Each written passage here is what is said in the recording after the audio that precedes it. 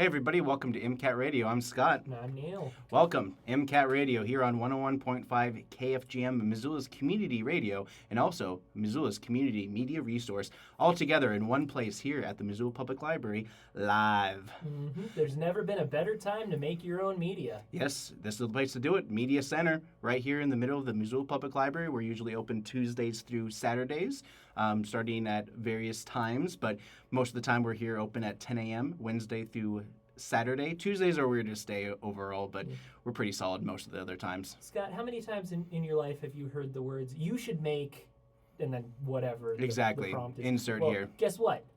You can just do that yourself. Yep. You just have to come to our tour and training that we do every single Saturday at 10 a.m. You get to check out camera equipment. You get to come in and use our editing suites. We do Final Cut Pro, Adobe Premiere, and for the brave, DaVinci Resolve. Yep. You can even use Blender to video edit. I don't recommend it. I don't recommend any of it. It's one of those things like you have to learn how to use Blender to 3D model before you let those models move, which you do those classes every Monday and Friday. Yep, Monday 6 to 8, Friday 4 to 6. Yep, it's a great way to learn 3D animation.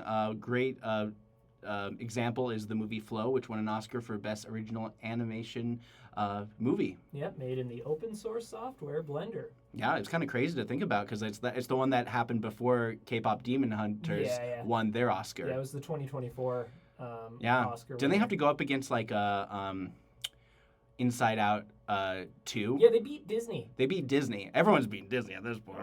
But Whoa. except for, box office. Disney's like sweeping box office left and right. I heard that Disney would. Wait, you heard Disney?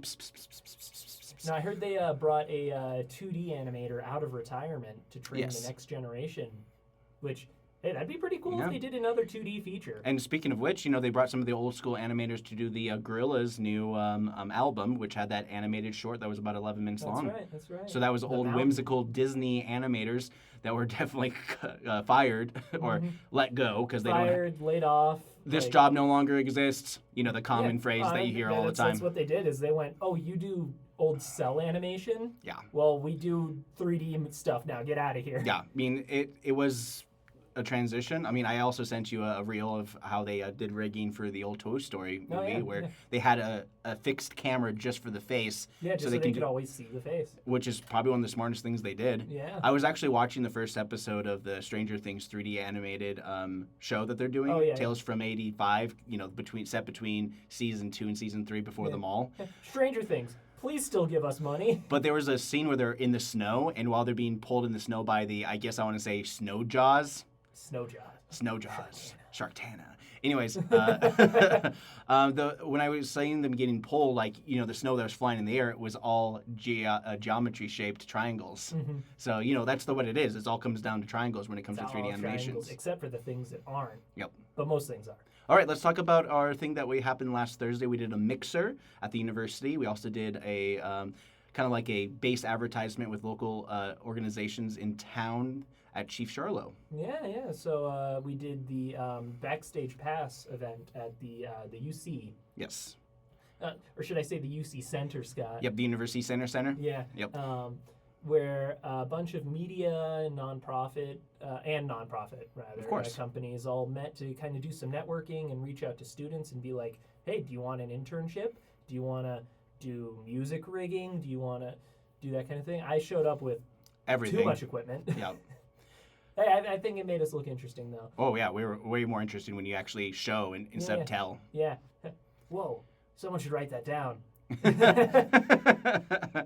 But yeah, I went to Chief Charlo last Thursday from 6 to 7. A bunch of kids played with some stop animation. We had some Legos. We do a Saturday drop-in every Saturday for the kiddos 8 to 14. It's free here at the library from 1 to 3. Kids are more than welcome to bring some of their own toys and props that they want to bring to life with the power of stop animation, which, when it comes down to it, it's like you take a picture, move the item, move your hands, take a picture, and repeat for 1,000, 10,000 times.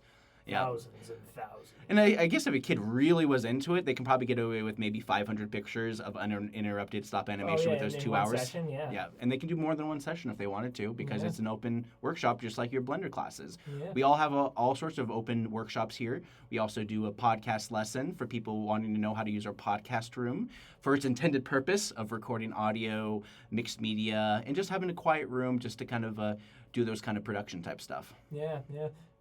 I want to do a little teaser for next week. Scott playing Eagle Sound. Scraw! That's it. That's your only teaser. We've got a special guest. Yes, we're getting into a special guest next week. But we won't tell you who. We're not going to tell you who.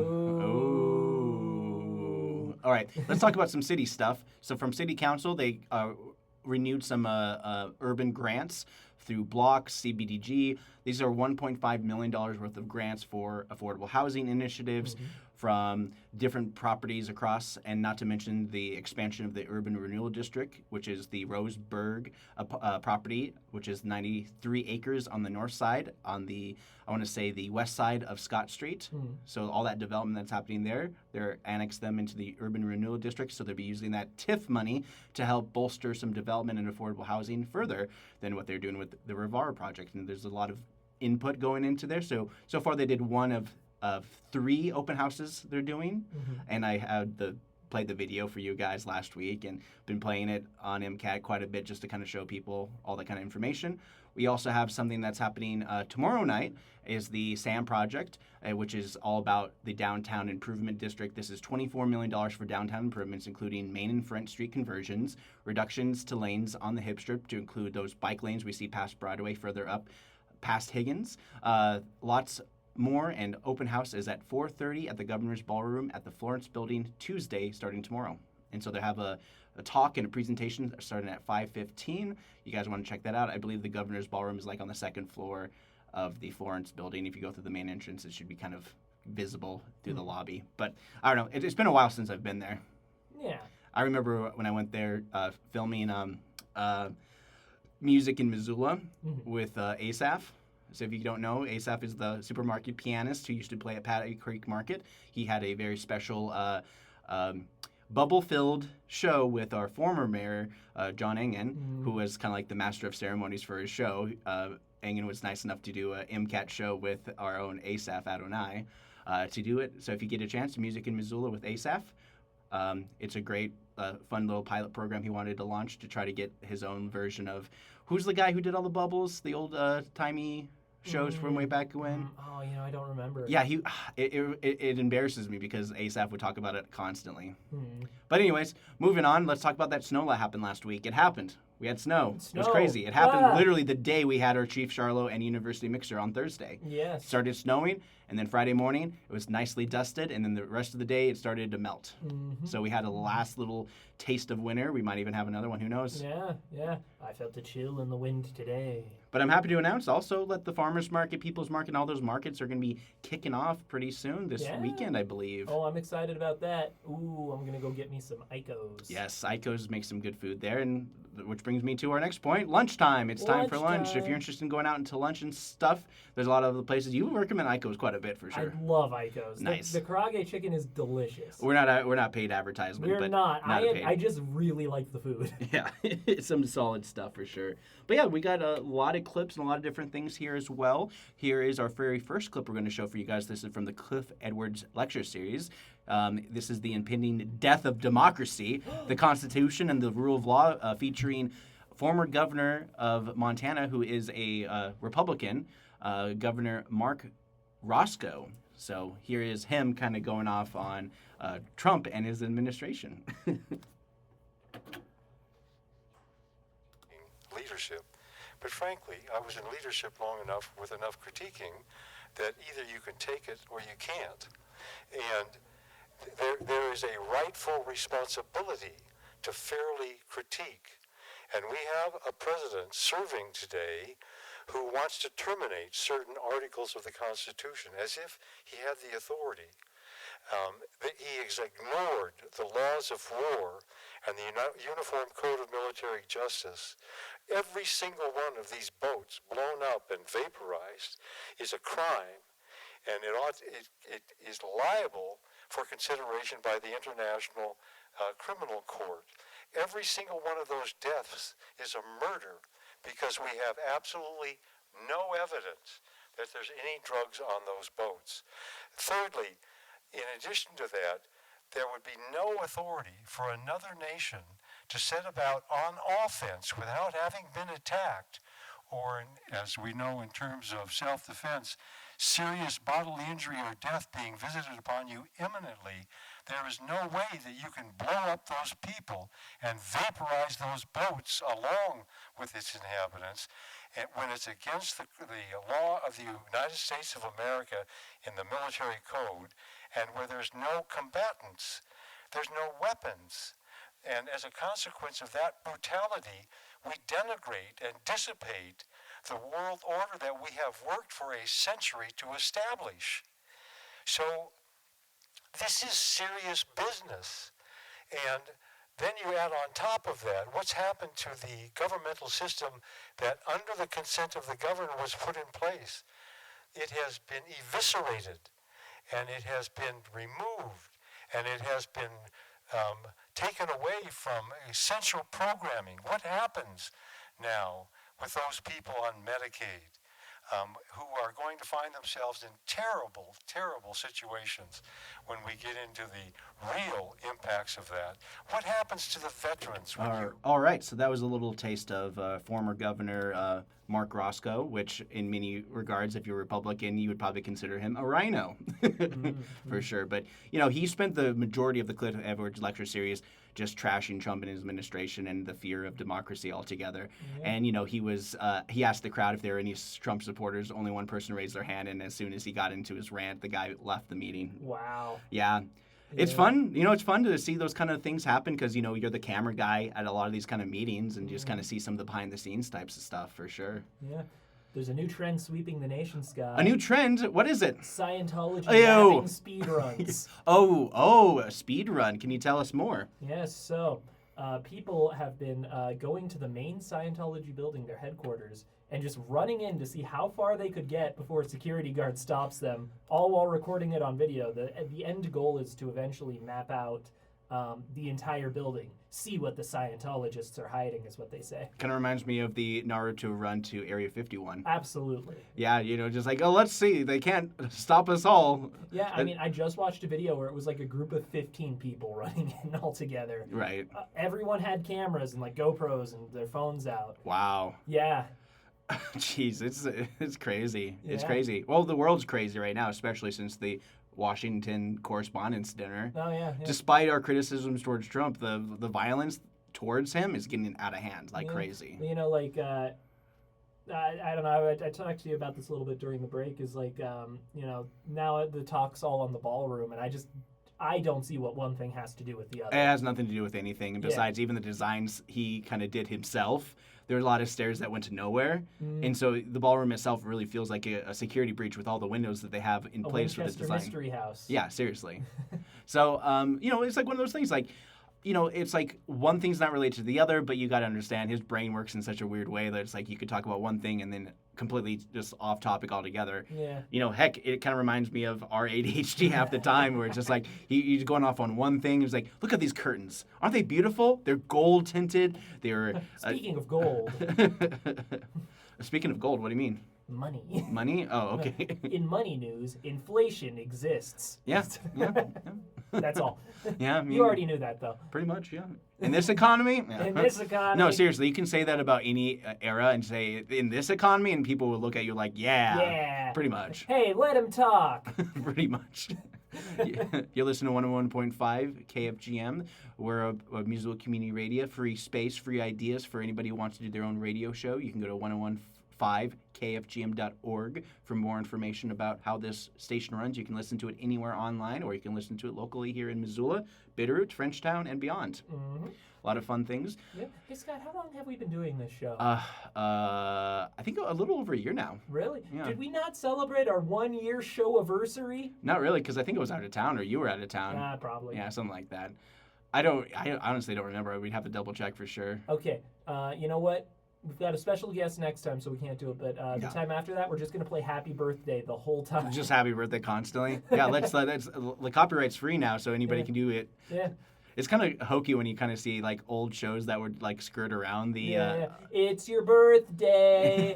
Happy day you were born. Yeah, it's such a it's what a crazy legacy Happy Birthday had in yeah. all its years. Yeah. Just like I think it was like 100 years after it was created when they finally just like, hey, enough's enough. It's public domain. Just leave it alone. Yeah. It's like, and it's family legacy, and they they want to keep getting passive income for their Happy Birthday. I want passive income. Yeah, it's where you just have property and then you rent it out to people. Yeah. And that also includes. I want to not be includes. able to do anything and make money from it. Yeah. Yeah. I want to be able to say, oh, I don't have to do things and I still make money even though I don't get out of bed. Is being rich being depressed, but like with money? Yes. Yes. But instead of making friends, you pay for friends most of the time. Yeah. Yeah. But then, of course, you have your lifelong friends that you had friends growing up with, but you never know. Yeah. But being those kind of like weird, eccentric rich circles can kind of be weird. Oh, yeah, yeah. Yeah. I think you reach a certain threshold of money and you just lose a little bit of a grip on reality. Yeah, I mean, it's kind of like the same thing when I, here's some like, just kind of like comparison things. Is like, I'm always reminded of between famous people and rich people, because when they ever have like inner mixers and stuff like that, I just remember seeing a video of like Leonardo DiCaprio meeting Jeff Bezos and his current girlfriend, and his girlfriend could not keep her eyes off Leo. Oh, yeah, yeah. And it's like, that's the difference between money and influence. Yeah, money and fame. Yeah, money, fame, influence. And that's why a lot of people are always telling celebrities to shut up and take their trophies. But they have influence. Yeah. But telling them to be quiet is a way to, discredit them, because everyone has views, everyone has their opinions, and they have a platform if they want to use their platform to essentially be like, hey guys, we should be peaceful. We should treat each other with dignity and peace. It's like, how dare you? Right? I don't want to put in peace in the water. Yeah. Well, because it's like, when you look at some of the online comments, especially after the whole like the correspondence dinner, it's like there's a lot of people who are just like so bloodthirsty on those comments. Yeah. But it isn't anything new, because the internet is a cesspool of negativity altogether. Like Yeah. there's always gonna be someone who's negative on the internet, and you just got to treat it like, oh, it's just Chandler's online being sarcastic. I just heard a line from a show recently.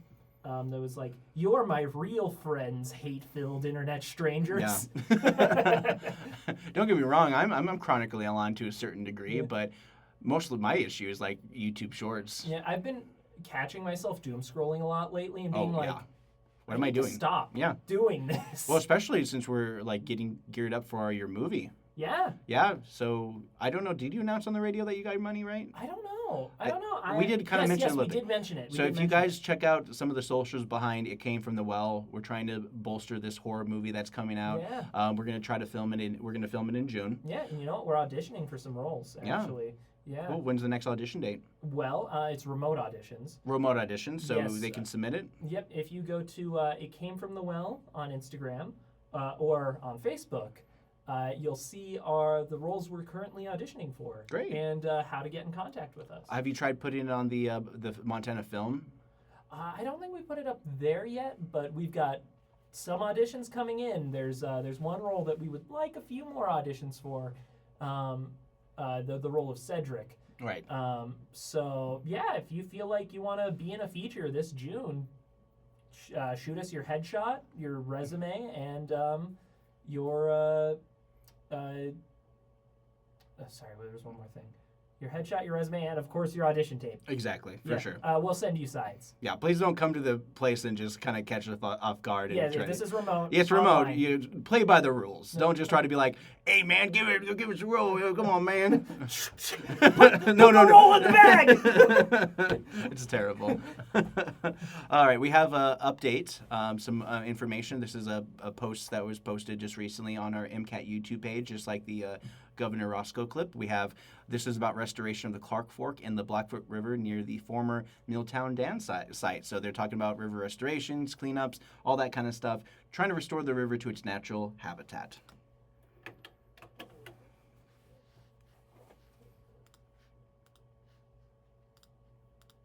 It just shows all the diverse features that are found on the Clark Fork River floodplain. You not only have a primary main channel, but you have a connected floodplain. You have side channels. You have terraces that bound where the channel can migrate and where the extent of the flood happens. You have disconnected oxbows that support different types of wetland habitats. And then you have higher terraces where you have more upland vegetation. And so all those different geomorphic features were things that we had to think about and apply to this landscape after all of the remediation work happened. And then similarly, all those different geomorphic positions have different kinds of vegetation communities that can become established on those range of surfaces based on where the groundwater and the river water elevations are. So this is another exhibit from our design report that shows how we laid out all those different features on this site. So you can see different floodplains and terraces, side channels, wetlands, tributaries, other things. And so tying this in with the big picture geomorphology objectives, we were really focused on floodplain connectivity, sediment transport continuity, and being able to establish dynamic equilibrium for this site. And when we got started, we had to come up with some performance criteria, some expectations for how this channel would function.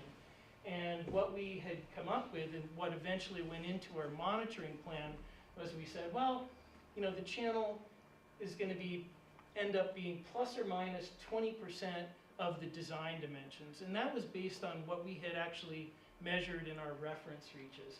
And so that kind of set the stage for our future monitoring and being able to evaluate how well this channel and this project was performing. So I'll shift gears. We'll start talking about monitoring, why we came here tonight. There are 3 monitoring reaches for geomorphology. It's a little different than some of the vegetation monitoring reaches. We have the Blackfoot River Reach, and so that's a reach where there was no restoration done. It's a confined channel system, but there was a lot of work done to stabilize infrastructure, remove infrastructure that was at risk, and other things. And so there has been some ongoing geomorphic monitoring of how that reach has responded to dam removal. There's the Clark Fork River Restoration Reach, which encompasses the remedial project area and the area that Doug described. And so that's where most of the active channel and floodplain restoration work took place. And then for geomorphology, we included this upstream reach, what we call the Clark Fork River Tura Study Reach. And no restoration took. All right, so there's a little taste of that. Sorry you didn't get much of a visual because, you know, a lot of the MCAT shoots that we do here have a tendency to be very slideshow heavy. Mm-hmm. A big chunk of them have to do with very C-SPAN. Very C-SPAN-esque for sure. But let's talk about some news that are happening. There was remember that shootout that happened on Reserve a couple months ago with the bail bonds folks and suspect. Well, now it's becoming some major legal issues, and a report through Montana Free Press is talking about the state auditor's office began investigating the company Mr. Bail, which is a Virginia-based company that has 30 national locations and been operating in Montana since 2017. And according to this story as well, is that the bondsman, Mr. Bail, they had their licenses revoked, but then they had a temporary license leading up to that shooting off Reserve. And so there's a lot of interesting things happening, and now they're trying to comb over every detail of this particular thing that's happened. Oh, yeah. You know, the whole thing was that the perpetrator is that employees Jarrell Nagal, Ryan Smith, came to Missoula to apprehend Joshua Wilkel. According to charges document, video showed the men approaching a vehicle parked at Town Pump on Reserve Street. They pointed to what appeared to be a rifle in the vehicle, and they were walking behind the car, and the car began to go in reverse, and then they raised their gun into the shooter's stance, according to court documents allege. So that's kind of what happened in the initial incidents, but it was interesting to kind of see how this is further going down, because, you know, that's the thing about bail as bondsmen is that, you pay them to get out of jail, but then if you don't pay them, then they go after you, essentially. Yeah. It's very Jackie Brown, but you don't see it as often as you would think. Yeah. And then things just escalated out of control, and now it's like they're dealing with a lot of legal issues for sure, because they don't have what a lot of police systems have, which is like what they consider like the blue shield. Right. So some interesting things coming out of this one. So yeah, right now it's an ongoing case. If you want to read more about the story, it's on Montana Free Press. I don't want to tell you too much information because I want to give Montana Free Press their Montana Free Press, represent them, yes. And also, I wanted to mention that they're talking about, let's see, I'm going to Missoula Current right now to kind of see some things like that. So apparently, emergency housing vouchers are ending early as renters are looking to scramble. Because it's kind of crazy. We're just at the beginning of April. I mean, we're towards the end of April. And so these vouchers are supposed to last for the whole year. Wow. And so March and the energy voucher... So let's see. So personal information, some people talking about that and whatnot. The program created by Congress in 2021, initially expected to last through 2030, has helped people at risk or experiencing homelessness as well as fleeing domestic dating violence, stalking, or human trafficking. Sorry, I'm saying that's not so nonchalantly, but yeah, part of this is that other renters through the Federal Emergency Housing Voucher Program face a looming deadline to find alternative housing assistance after the Trump administration announced the funding will be run out earlier than expected. So, okay, wow. Yeah, I know that the housing vouchers they were trying to negotiate, trying to get the percentage because they also asked for the government to adjust those based on inflation. So you have vouchers and you have money associated with each voucher, and because everything was more expensive, they were able to possibly get more money from the federal government to spend on these vouchers, but they made the vouchers less than as a result because housing's expensive.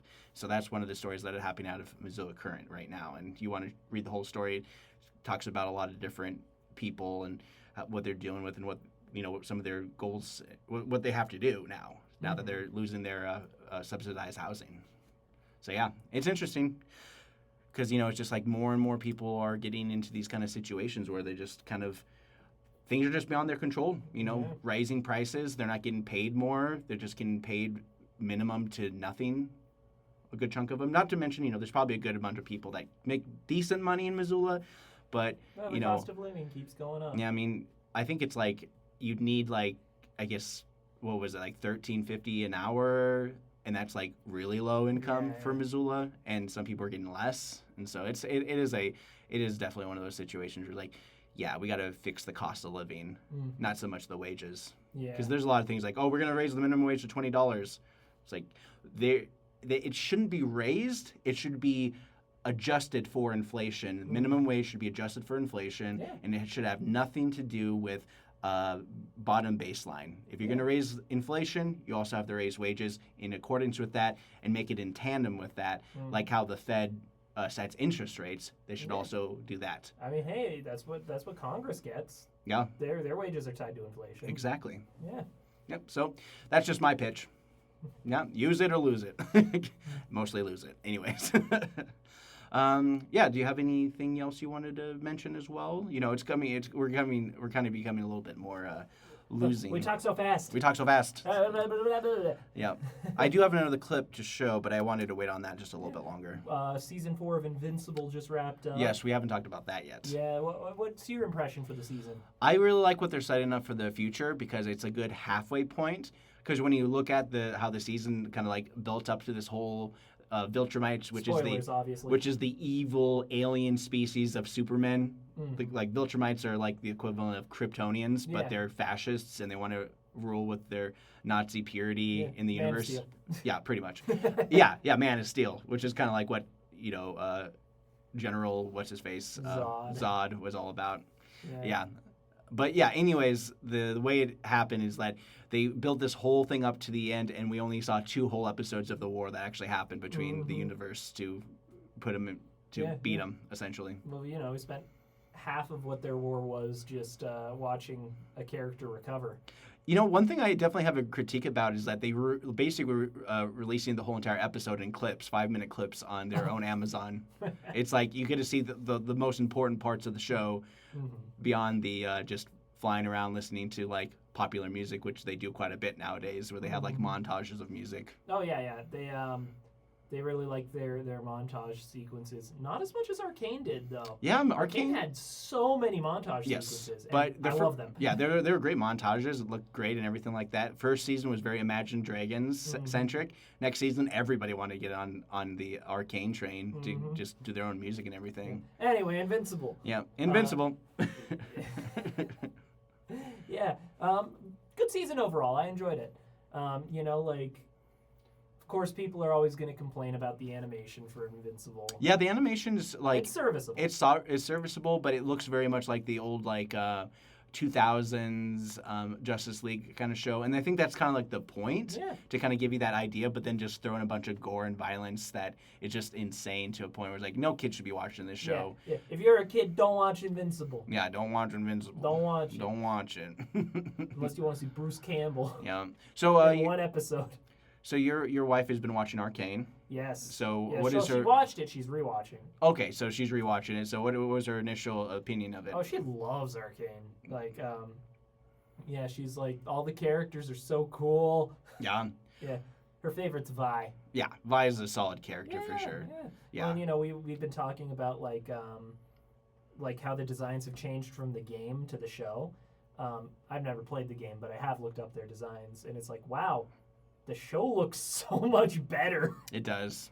You know, like the game designs are just kind of like, It's fine. I mean, it's one of those kind of like OS kind of feels like OS games, even though it kind of started on its own platform, PC gaming. Yeah. Kind of like Warframe, or not Warframe, well, but just like the character design philosophy, where it's like, you know, Vi's another great example. Like in the game, it's like, let's give the punchy lady a corset. Yes. That makes sense. Exactly. But no, well, because it's very like based in a steampunk kind of world of yeah. sorcery, technology. And they still get that in Arcane down. Yeah. It's just like the character designs, I think, fit better. You know? I think the best part of the show in general is that each character, you understand where they're coming from and their motivation. And you can be like, if I was in their shoes, I'd do the same thing, no matter what. Oh, yeah. And that's how they operate every single character.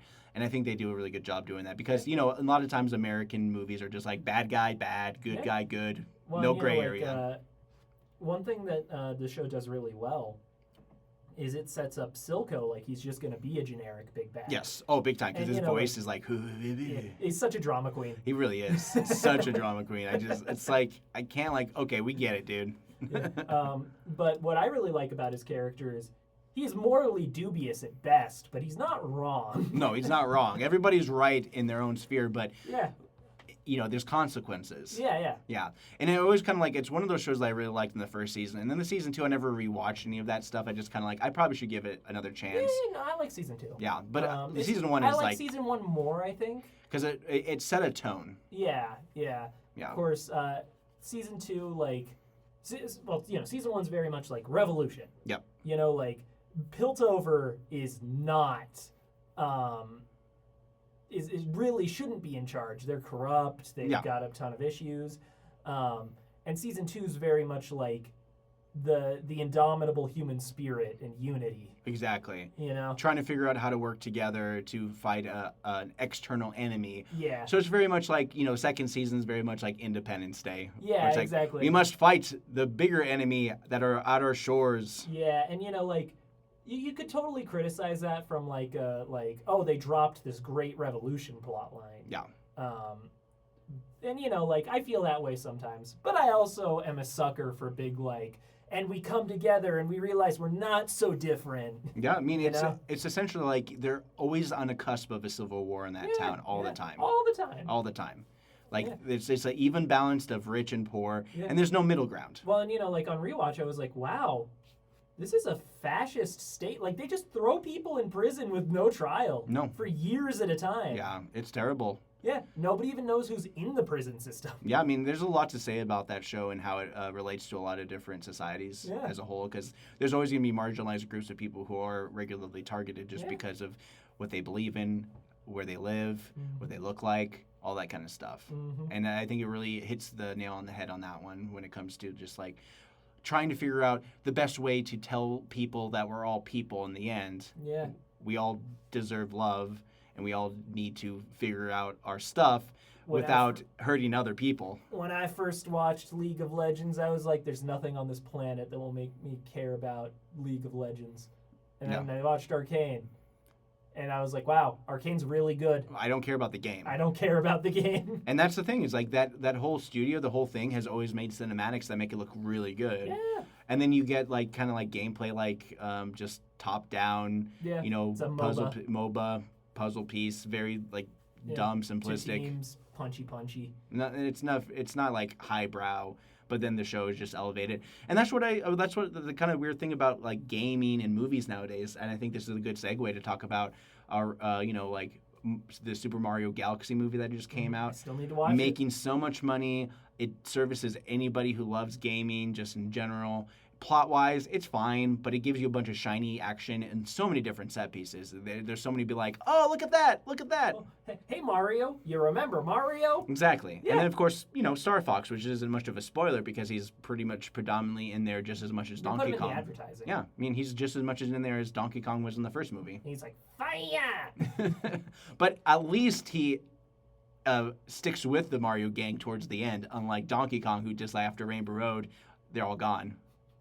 Who will be next in the they should do a Kirby movie. Yeah. Ooh. Yeah, that'd be cool. Kirby movie. Because that the guy who made Kirby also made the Super Smash Bros. Yeah. So there's a lot of that going on there. But that's the thing, is like it's a different person. So I'm not sure if Miyamoto and him will Still collaborate. make Kirby talk. Yeah.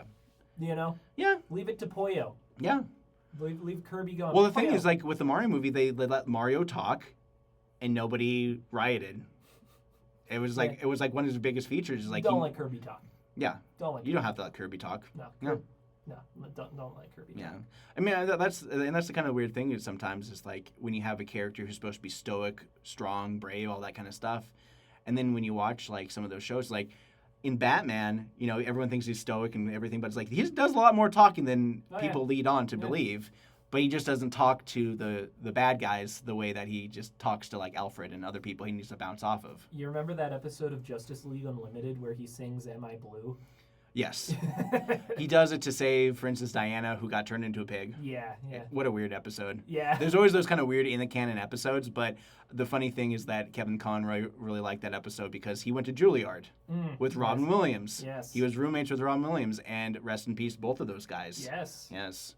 Kevin Conroy, he was a rare gem of an actor, and really predominant from the 90s onward. Yeah. From then on out, and he's done some live action roles here and there, but he'll always be the voice of Batman. He's got that baritone voice. Yeah, he does. Smooth as butter. Yeah, and then they got the new Batman Adventures on Amazon that they released the first season, and they're going to do the second season pretty soon. And that's like the same people who created the animated series, Bruce Timm and all those guys, continuing the show. Another good Batman voice is the one who was in Brave and the Bold.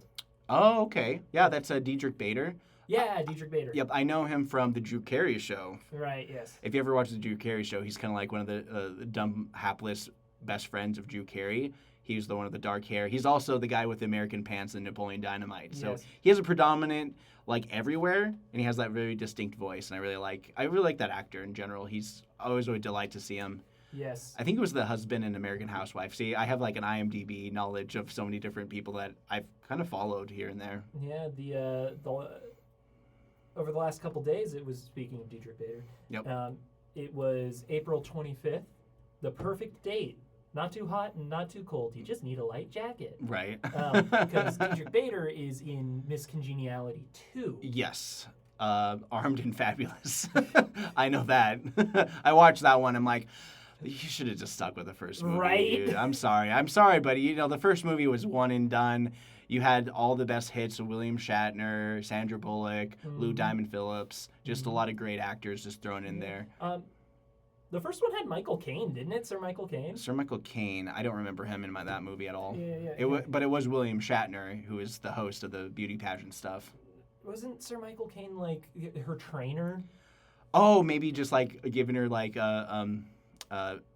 elegance training because she was like a rough and tumble Yes, FBI East Coast. Exactly. Yeah. I think that was one of those like kind of like movies that were just like, yeah, this is pretty good because Yeah. it really matches up with like There Legally he is. Blonde. Yes, there he is. Yeah. Okay, so that era, Sandra Bullock and Legally Blonde, like Miss Congeniality, Legally Blonde, they're like the perfect girl movies. Yeah. And if you want to like have those kind of movies that like I like, there's a lot of girls I know that love practical magic. And spoiler, actually not even spoiler, but they just announced and they released a trailer for Practical Magic 2. So they're bringing back the old cast for that. So I saw the trailer and she's like, wait, didn't they solve their dead husband curse issue? And I guess they're gonna like retcon it out of the next movie or something because their next generation has to deal with the curse on their own or whatever. Well, I'm just gonna watch 13 going on 30. Really?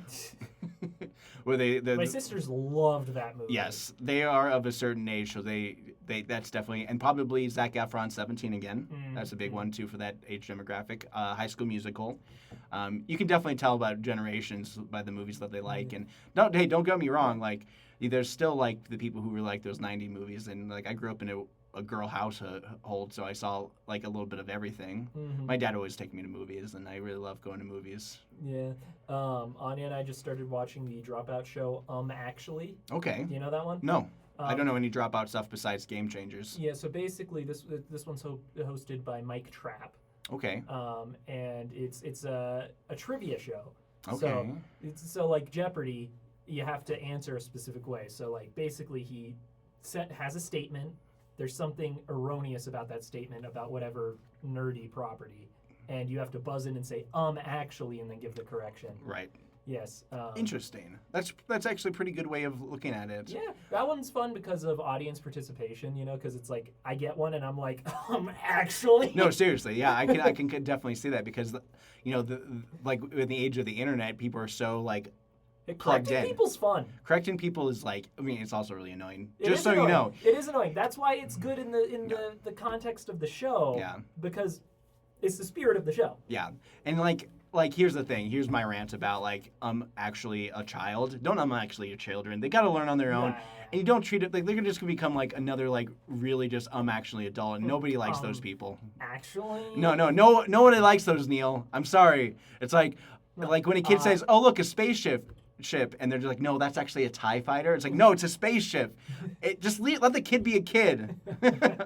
It's like, why actually their like specifics on like how the engine runs? Don't actually their whimsy away. Yeah, exactly. Let them enjoy it on their own regard, because I think now a lot of kids are like Roblox, Fortnite, and well, I mean, heck, even Fortnite's old now. Yeah. Like Fortnite's old news. It's almost 10 years old. Yeah. Like the Battle Royale, anyway. Yeah, especially like the game itself is over 10 years old because they had like it was a zombie game originally. Yeah, my middle school niece, she's all about the Minecraft, so she's still up in the Minecraft. Oh yeah. I mean, my sister plays Fortnite. It's like it's what a loser. Should we play the No, just kidding. Fortnite song? We got a #1 victory royale. No, absolutely not. I refuse. I refuse. Yeah, Fortnite, we about to get down. Neil, can I talk to you for a second? I'm gonna let's throw it to another clip. I need to cool off. Here is the Disability Awareness and Everyday Interactions 2026. This is kind of like teaching people about people who live with disabilities and the best way to interact with them. Of course, many people are always curious about people and the disabilities when you initially start the conversation, because that's usually the first questions you ask is about their disability when you start a conversation. So here is from the words from the people themselves talking about this one in particular, talking about blindness. All my life. Some eye conditions are inherited, some are from illness or accidents, and Wendy will talk more about that. But mine was inherited, so I was nearsighted my whole life, and it never stopped. And I had some surgeries which made it better, and I was always able to compensate. I never told people. When I was a kid, I had the Coke bottle glasses, so it was kind of hard to hide. But once I could get contacts, I didn't tell people. They didn't know why I didn't drive. And so in 2009, I was teaching in Missoula, and I got up and went to run my errands on the weekends, And I realized I couldn't read the signs in the grocery store. And I thought, well, a head cold always gunks up your eyes. And so I went home and I put my car in the garage, excuse me, and I never drove again. It never got better. And that was devastating. In 1 week, I went from driving to teaching full-time to doing everything, and I could see some, but I was declared legally blind. I went to my ophthalmologist, and he had done several laser treatments and everything to help me, but in the end, he said, there's nothing more I can do.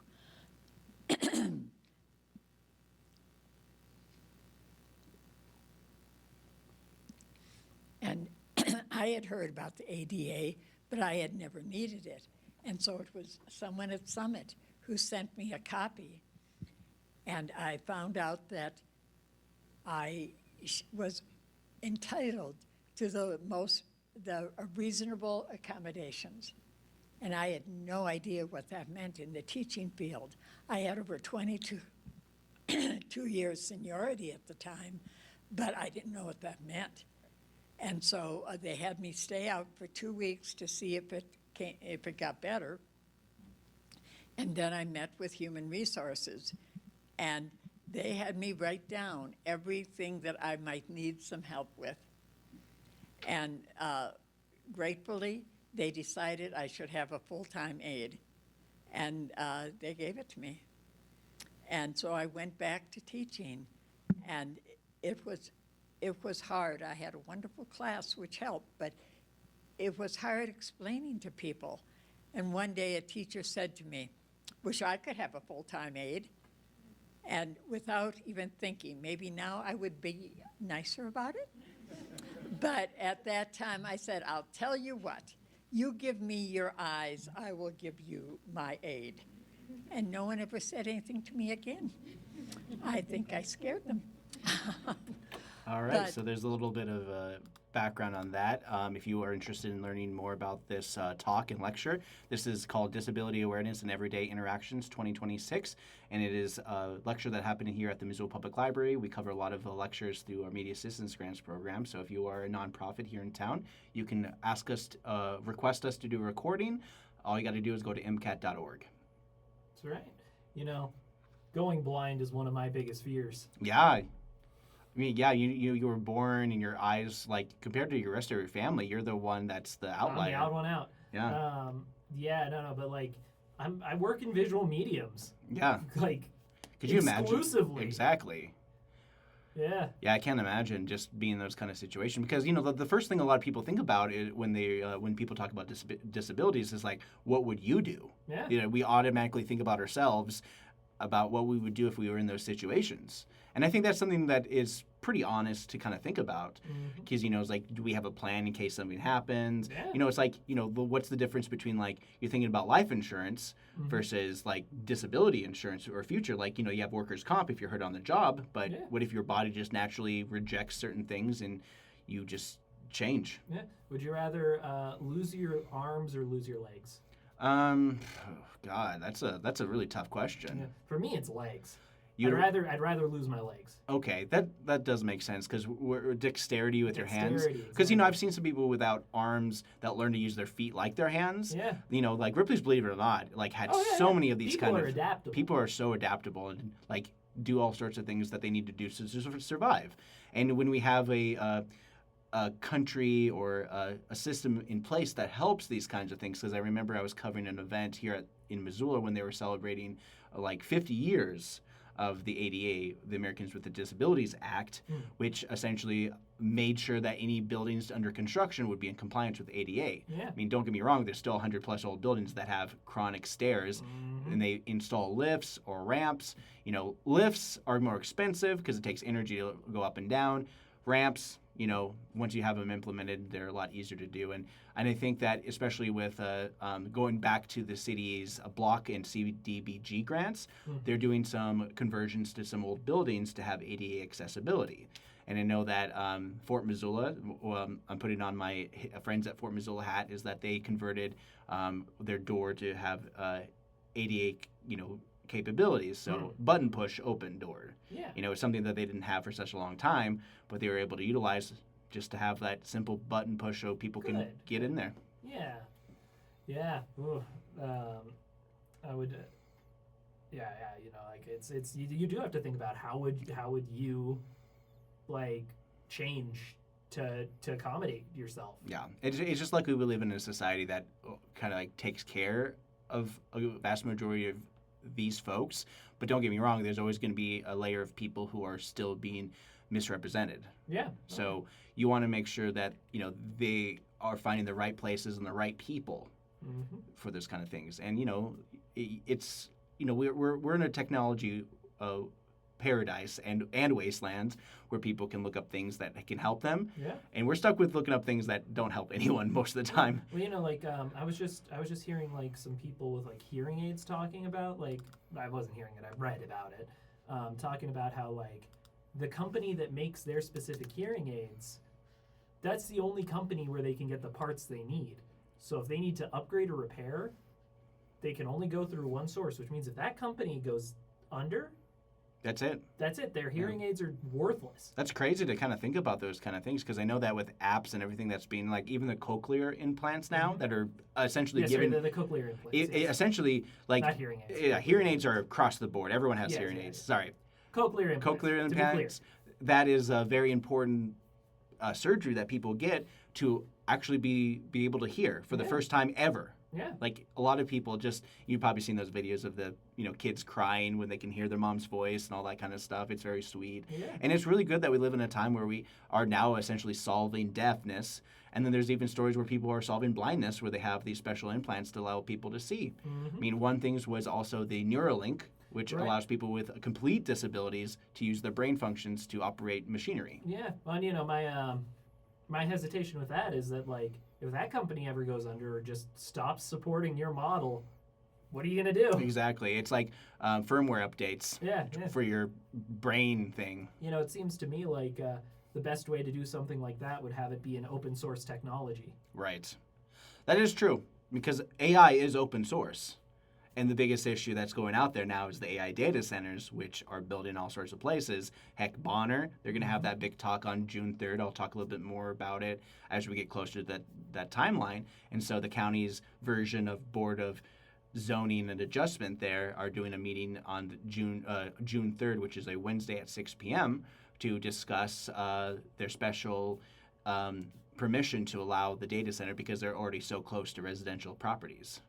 And so, you know, we had the Bitcoin mining operation in Bonner, which caused a lot of the people in the town to complain about the noise and the vibrations from the sounds and the humming. Because the hum, the hertz, the sound, like, you just because you can't hear it doesn't mean it doesn't affect you. Yep. And so that was a big part of it. Infrasound, they call it. Yeah, and it was causing some people sleep issues. And if you don't get healthy sleep, your whole entire body is out of whack. Yeah, you know, like behind some haunting experiences is infrasound. Yeah. Because it can like vibrate your eyeballs in a way that makes you think you're seeing ghosts. And I honestly think that the company moving to the AI data center should actually look into the laws when it comes to the noise pollution, because the county actually made a law in first of its kind in anywhere that basically prevents these kind of things if they create a certain level, tone, sound, all that kind of stuff in the area, which is why the Bitcoin mining operation dried up and how to move. Yeah. And so AI should actually, the AI data center, was it Crambu? Yeah, Crambu with a K. Yes. Yeah.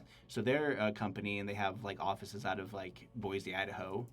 But yeah, I mean, it's an interesting thing, but I think they definitely got to do their research, because they could get their AI data center built, but then once the noise kind of like fans and whatever they're going to use, they said they're going to use liquid cooling, but then there's still a lot of questions about, are they going to take water from the river?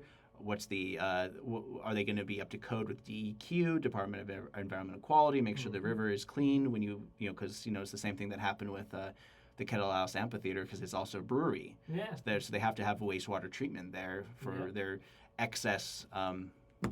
Before it comes into town. Exactly. Yeah. Yeah. So there's a lot of moving parts to get things like, and there's so many regulations already in place to prevent those kind of things.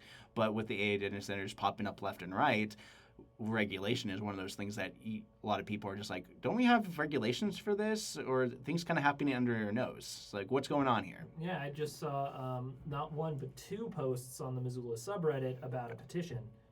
Oh yeah, About it. I've seen nothing but petitions against the Bonner AI data center left and right. Yeah. Because holistically, the big picture is like we want to beat China when it comes to AI. I get that. I gotta close the AI gap. We got to close the AI gap. We got to stop the. Gentlemen, you can't fight in here. This is the war room. Exactly. But yeah, it is an interesting debate, and I most of the people, I would have to say 99.999% of people are against the AI data center in Bonner. It's just across the board. I haven't seen too many people are for it. I mean, heck, I'm not even for it. But I'm trying to be as unbiased as I can and try to understand the bottom line, which is, they're trying to make money off of this AI bubble. Mm-hmm. But at the same time, the fact that it really feels like it's a bubble. Yeah, maybe the real bubble was inside us all along. I thought you got that removed. All right, I did find that song that you wanted to request last week, the Crowbar Joe song. So I'm thinking that we can play us out for that last song. Crowbar Joe. So Crowbar Joe, which is a song I intentionally made for the Crowbar Joe show. If you got a chance, I did show Crowbar Joe the short on my morning show, Wake Up Missoula, last week. It's essentially what we did is we grabbed a random object and said, you're blank, insert name here, and you have special powers. And so essentially, this is my one-take wonder of using GarageBand and just kind of singing to Crowbar Joe song. Oh, and it does make me wonder, Scott. What? Oh, it makes me wonder. What are you trying to wonder? All right, here's Crowbar Joe.